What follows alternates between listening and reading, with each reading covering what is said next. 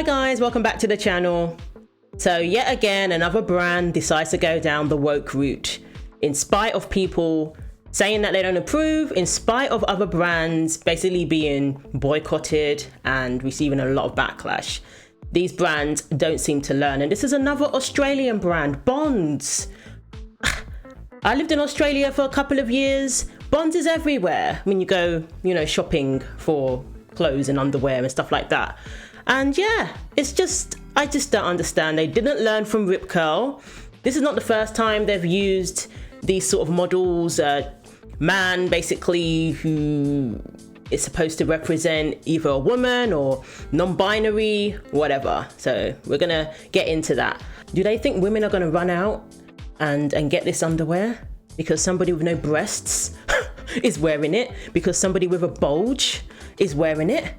Makes no sense. They haven't learned from Bud Light.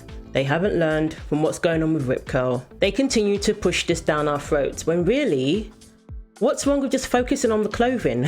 What's wrong with just focusing on what you provide to your customers? Why do you need to push agendas and ideologies down their throats? So they've used a non-binary model with a beard for their latest campaign. Aussies are vowing to boycott Bonds after the underwear company used a bearded non-binary person to model a bikini. The iconic Australian underwear brand used two non-binary models with they/them pronouns to advertise its $18.99 retro rib seamless tonal high bikini as part of its Pride 2024 range. The collection is aligned with a Pride campaign showcasing transgender models, drag queens, as well as people who identify as gay, bisexual, and pansexual. After Pride Month in, last year, companies were still talking about it way after June had passed. And it's like, are you trying to get Pride, this whole idea of Pride Month to be a year-long thing? So some people might say, well, this is just their Pride range. It's not necessarily them pushing it down anybody's throat. But the thing is, it's coming across as insulting. It's coming across as, once again, we're replacing you with a man. So one of the models, Mickey, who is 199 meters tall and has a beard and a bulge under his bikini bottoms, has outraged some customers who are now calling for a boycott. Just another company to never buy from again, wrote one Twitter user. And of course, most people are saying that under the comments. This is not attractive. I guess they're going to say we're inclusive. We've got a woman modeling the items too. We're just allowing everybody to model this clothing. Very rarely do you see women being pushed out there in men's clothing to model clothing to replace male models for brands that are typically targeted towards men. Very rarely do you see that. But what we see all the time now are men replacing women. And this is why women are fed up. The same thing happened to Rip Curl, where you actually had an inspirational, beautiful female spokesperson and you decided to replace her with a man. And that's why Rip Curl are going through it right now, comment after comment saying that they're done with that brand. So people are leaving 1-star reviews, in particular for this product, because they're using a man to advertise it. I used to buy Bonds, but I would no longer do so. Seeing a man wearing women's garments is seriously off-putting, wrote one user. Never buying from Bonds again, wrote one. So the company also showcased photos of the Pride campaign on Instagram, which was flooded with hundreds of critical comments. So most of the comments were saying, I'm never buying Bonds again. But of course, there were some comments who were supportive of the move. Thank you, Bonds, for showing your support and the diversity of those of us who wear Bonds, wrote one under the firm's Instagram post. A second added, thanks for celebrating diversity, Bonds. And a third declared, the people that are unfollowing and saying they will buy other brands, you're the same people that are probably racists and homophobes. And then lastly, this is the reason why Australia is divided. People like to live black and white lives. Open your eyes and see the colour for once. Why can't women just have things that are just for them? Why does it now need to be opened up to men who want to represent women? Whether it's non-binary or trans, it's still a man who wants to represent women. And this person doesn't represent us. They don't. And what's happening is you're seeing these images where you take your kids to go shopping or to play in the little play section that they have in the malls. This is what we're seeing. So it is being shoved down our throats. It's not normal to see a man wearing a woman's bikini where he doesn't even fit into it properly, because it's designed for a woman who has nothing there. But you do. You have something there. And I don't see why we should be okay with that. I don't see why we should see that as pleasing to the eye, because it isn't. There is diversity on their page. What are you talking about? Why does that mean a man needs to wear women's underwear? How is that diversity? That's not diversity. That's pushing an ideology and shoving it down people's throats. That's telling people that what isn't pleasing to the eye, which is seeing a man squeeze himself, his junk, into a woman's bikini bottom, is supposed to be something that we celebrate and see as wonderful and brave and stunning. Why? I'd rather see a woman wear it because that is designed for a woman. That makes more sense. Saying that doesn't mean you're a bigot. Saying that doesn't mean that you're a racist or homophobe. This looks pretty diverse to me, but of course, what you really want is for us to say that a man with a bulge modeling a woman's bikini is something groundbreaking. You want us to have the same standards as you. And no, not everybody is going to buy into it. Not everybody is going to look at that and think that's a good thing. And you're going to have to get over that. Seems pretty diverse to me. Seems pretty diverse to me. Okay, so I couldn't find that exact campaign, but I found where the comments were. Basically saying that I'm done with you, Bonds. And what struck me is that they don't seem to care. They're like, bye. They don't care. That's what it seems like to me. If you don't go along with their ideology, they don't want you as a customer. So this post is about inclusion training, reminding you that throughout February, you can help support minus 18 youth and their work to deliver inclusion training to thousands of LGBTQIA plus young people in schools across Australia. Yeah, that's what's did it. It's this post where they're talking about what many would see as indoctrinating children. I mean, they're going across schools, teaching kids what? LGBTQ related topics. You know what that's about. All you got to do is donate $2 at checkout while you're shopping online.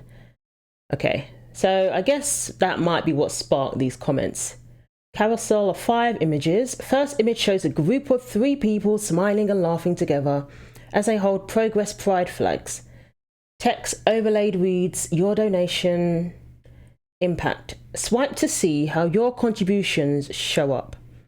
So let me just quickly go through the photos. Wow. $188 for resources, education resources, okay. LGBTQIA related resources. The life affirming queer formal, okay. $20 will provide a young person with resources on sexuality and gender identity. So this is what you're contributing to basically when you support these brands. This is what you're contributing to. They support organizations that go around indoctrinating children into woke ideology. Okay, it's not just about, you know, accepting people and not bullying people and being respectful to people regardless of their differences. This is now introducing people, children in particular, to this gender ideology for one, and other woke related topics. Just another step in the wrong direction. We'll never support again. Bonds gone weird. Stick to selling undies. I will never buy bonds again. Bye-bye. Right, let's look at this. Look at this. Bonds responded with the waving emoji. Basically saying, bye, Felicia. Which no one ever says anymore, but you know what I mean. I've never seen a brand respond that way to criticism. I haven't. I've seen them delete comments. I've seen them turn off the comments. And as we saw with Rip Curl, I've seen them delete the whole thing. But to actually be defiant and be like, bye, we don't want you. Because you don't believe in them going around to schools, indoctrinating kids into woke ideology. Worry about the education of kids when it comes to reading, writing, doing maths. Worry about that. Why do they need to worry about all this sort of thing? Let kids be kids.